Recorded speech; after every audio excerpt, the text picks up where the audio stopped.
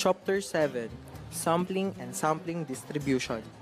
Our learning outcomes. Number 1, explain the concept random sampling and select a random sample. Number 2, describe the use of sampling distribution of the sample mean. Number 3, explain and use the central limit theory. Number 4, describe and use the sampling proportion. Random sample consists of n elements taken from a population by random selection. Random selection is a process of taking a sample of a population wherein elements have the same chance of being selected. Example of a simple random sample would be the names of 25 employees being chosen out of a hat from a company of 250 employees. In this case, the population is all 250 employees and the sample is random because each employee has an equal chance of being chosen. Sample with replacement. Placing the chosen element back into the population. It is the best to sample without replacement. Random sampling is a type of probability sampling. Here are the comparison of with and without replacement. In sampling without replacement, the two sample values aren't independent. Practically, this means that what we got on the first one affects what we can get for the second one. When the sample with replacement, the two sample values are independent. Practically, this means that what we got on the first one does not affect what we get on the second. Convenience sampling. Selection based on ease and convenience. Voluntary response sampling. Participants self-select. A voluntary response sampling is a sample made up of volunteers. Compared to a random sampling, these types of sample are always biased. For example, people who can in the radio show poll may have strong opinions about a topic in either direction. Judgment sampling. A person selects population elements he or she deems as representatives of the population. It's a type of non-random sample that is selected based on the opinion of an expert. Results obtained from a judgment sample are subject to some degrees of bias. Due to the frame of population not being identical, the frame is a list of all the units, items, people, etc. that define the population to be studied. Sampling distributions. Suppose that we draw all possible samples of size n from a given population. Suppose further that we compute a statistic for each sample. The probability distribution of this statistic is called a sampling distribution, and the standard deviation of this statistic is called the standard error. Variability of a sampling distribution is measured by its variance or its standard deviation. The variability of sampling distribution depends on three factors. If the population size is much larger than the sample size, then the sampling distribution has roughly the same standard error. Whether we sample with or without replacement, on the other hand, if the sample represents a significant fraction of the population size, the standard error will be meaningfully smaller when we sample without replacement.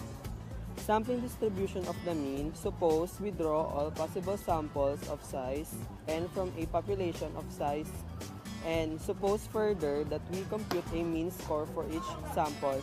In this way, we create a sampling distribution of the mean. We know the following about the sampling distribution of the mean. The mean of the sampling distribution is equal to the mean of the population, and the standard error of the sampling distribution is determined by the standard deviation of the population. The population size and the sample size. These relationships are shown in the equations. Sampling distribution, the central limit theorem. This theorem states that the sample mean will be approximately distributed for large sample sizes regardless and distribution for which we are sampling. Suppose we are sampling with mean and standard deviation. Let x bar be a random variable representing the sample mean of n independently drawn observation. The mean of the sampling distribution of the sample mean is equal to the sampling mean. And the larger the sample size, the more nearly normally distributed is the population of all possible sample means. Sampling distribution of a sample proportion, or your p-hat. So before we get into that, we have to know that sample proportion has three criteria or characteristics. First is that it has an approximately normal distribution if the sample size, or your n, is large. Second is it has a mean of sub p-hat and it is equal to p. And third, it has a standard deviation. So let's say we want to know how many percentage of the entire population are Lenovo users. So imagine that it would be impossible, of course, to measure every single person in the world. So what we will do is we take a sample of 500 people and create a sample proportion.